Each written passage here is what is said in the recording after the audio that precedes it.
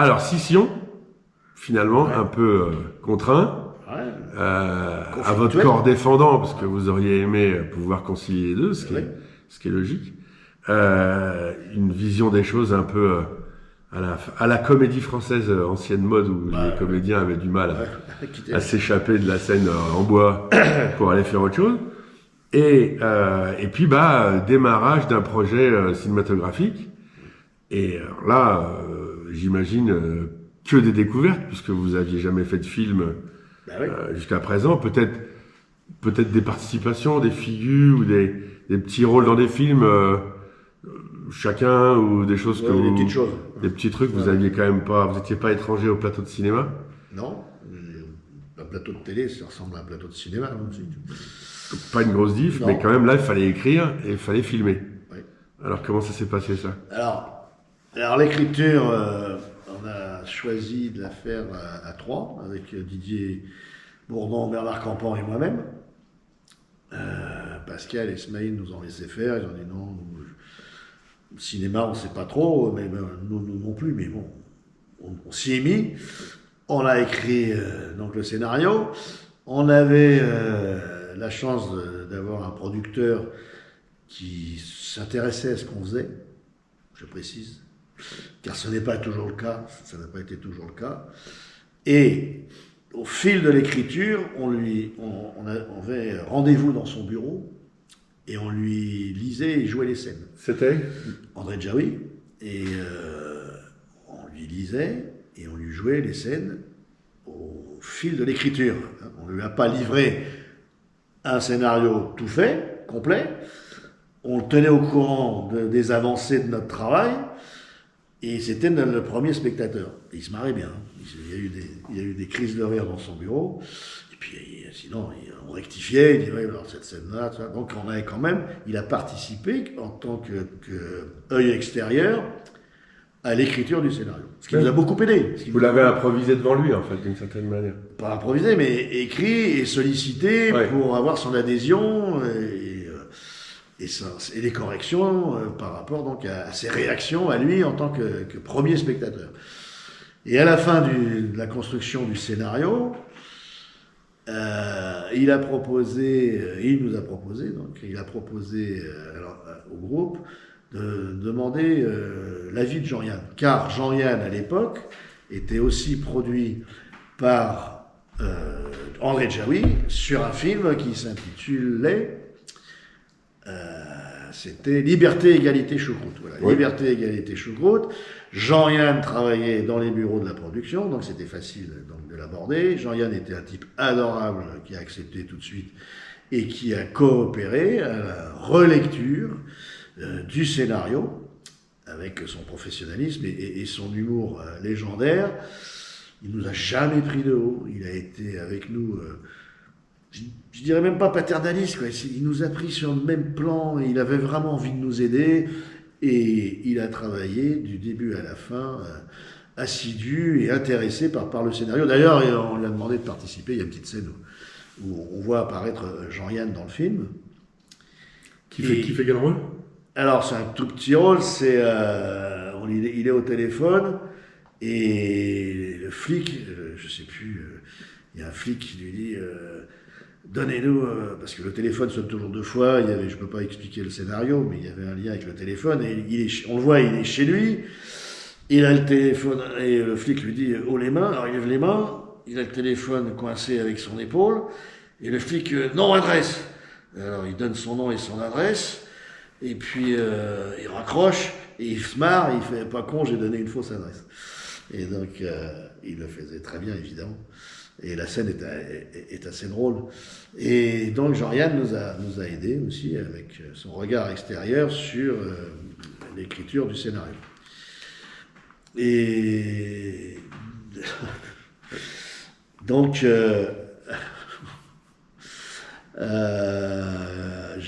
voilà. Alors je reviens. Parce que je voulais pas t'interrompre, mais du coup tu t'es interrompu tout seul. Ah oui. Ouais. Il s'appelle Djaoui, je me dis c'est peut-être le père d'Agnès Djaoui, tu vois. Vu que... Parce qu'elle c'est Djaoui, lui c'est Djaoui. Il y avait un D. Okay. André Djaoui. Bon, après, des fois, ils s'enlèvent des lettres pour faire... Ah bah, c'est ça, mais c'est ce qui se passe. Ils sont de la même, quand même, la même origine. Donc ça, c'est Jean-Yann. Voilà. Alors, donc l'écriture du scénario, elle est collective. Je dis pas que Jean-Yann co-signe le scénario, en tout cas, il relit avec nous et il nous donne certains conseils.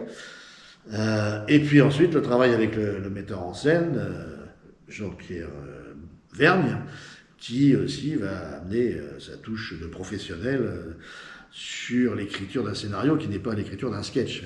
C'est un long sketch d'1h30, c'est-à-dire c'est une suite de sketchs. Mais on ne voulait pas non plus justement écrire une suite de sketchs, on voulait écrire une histoire qui nous amenait à des situations burlesques et une construction qui tienne le spectateur en haleine. Voilà. Donc le travail se fait, et puis le premier jour de tournage, on est en 1984, et premier jour de tournage, c'est l'été, la fin de l'été, je crois. Sur Paris, je me rappellerai toujours de la première scène, c'est Smaïn qui est dans une cabine de téléphone, quand on verra beaucoup de cabines téléphoniques dans le film, et ça se passait près du métro Odéon, et le premier clap, c'est toujours un moment d'émotion important avec toute l'équipe. Voilà, alors combien de personnes sur une équipe, sur un tournage comme ça? Tu te souviens un peu du nombre de personnes, du budget que ça c'est intéressant, parce que finalement, le film en lui-même, on n'a pas l'impression que c'est un film à super gros budget. Ouais. Pourtant, il y a beaucoup de décors, il y a beaucoup de costumes, il y a plein de trucs, quoi. Donc, Ce budget a été trop élevé à cause de la durée du tournage, qui n'a pas été ce qui était prévu au départ.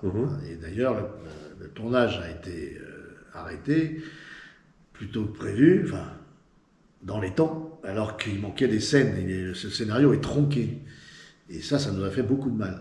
En tant que scénariste, en tant que comédien, et on l'a vu sur le résultat du film, sur la fin qui est accélérée avec des scènes manquantes, et il y a des choses qui sont pas bonnes. Et à cause, c'est à cause du réalisateur qui est pas à l'aise, qui tire, et le budget est arrivé à 15 millions de francs. C'était énorme. Rien, ouais. Avec la moitié, on faisait le même film. 15 millions de francs des années 80. Oui. Donc ça veut dire 15 millions d'euros de maintenant, quoi.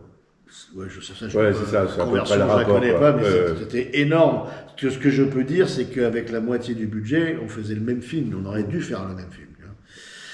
Et donc, ça nous a porté préjudice parce qu'on n'a pas pu tourner certaines scènes qui étaient en plus des scènes d'action dans lesquelles apparemment le réalisateur n'était pas à l'aise et qu'il avait mis à la fin du tournage et qui étaient très importantes pour le rythme du film.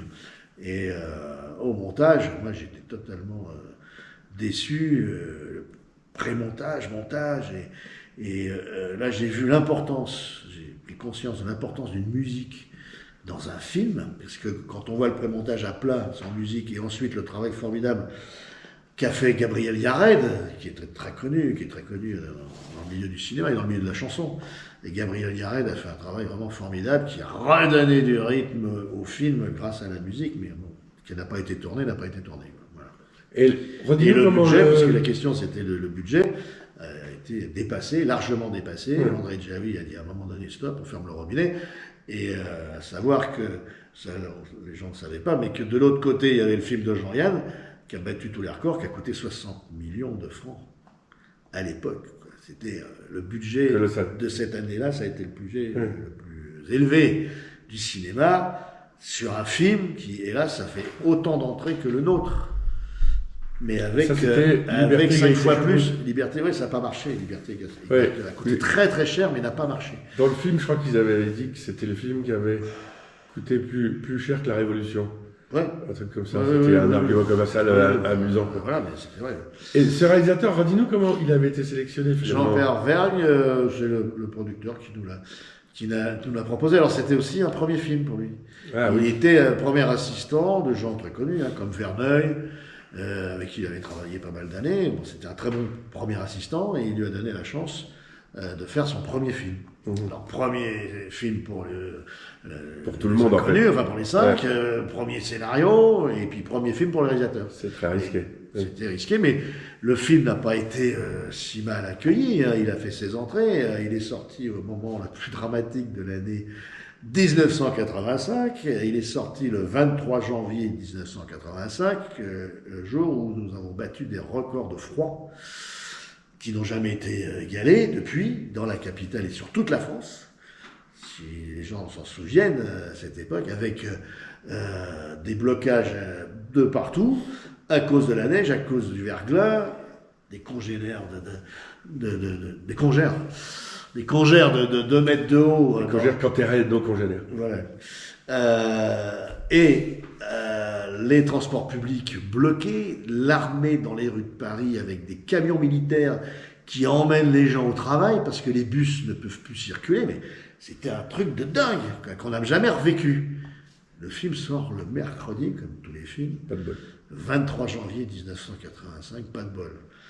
Malgré ça, il fait ses entrées, il n'explose pas du tout le nombre de spectateurs, mais bon, je pense que le producteur a pu amortir, et puis il y avait la vente, il y avait la télé, il y avait Canal+, il y avait ça. Ouais. Bon, il y a autre chose, un autre fait. Il a été réédité ensuite oui. sur support, il a été revendu après, des années après. Oui, puis c'est un film culte, entre guillemets. Oui. Mais je suis épaté des jeunes, il y a des groupes de jeunes qui se sont formés et qui connaissent toutes les répliques du téléphone sonne toujours 2 fois. Il y a eu des phénomènes insensés qui nous échappaient totalement.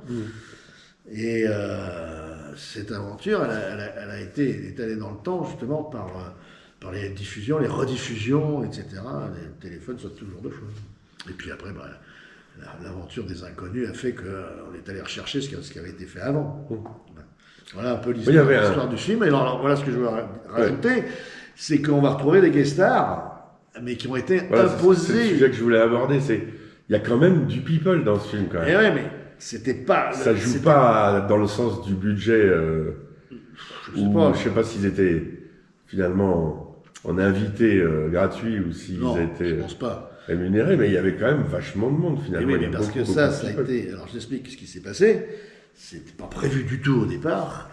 C'est UGC, donc ce sont les distributeurs qui ont pris peur de sortir un film avec des inconnus, n'ont pas compris l'importance et l'influence de la télévision sur le film, avec, je le répète, 25 millions de téléspectateurs tous les soirs, et ils ont imposé aux producteurs d'engager des guest stars, mais qui n'avaient rien à faire là, malgré le fait que ce soit de grands comédiens.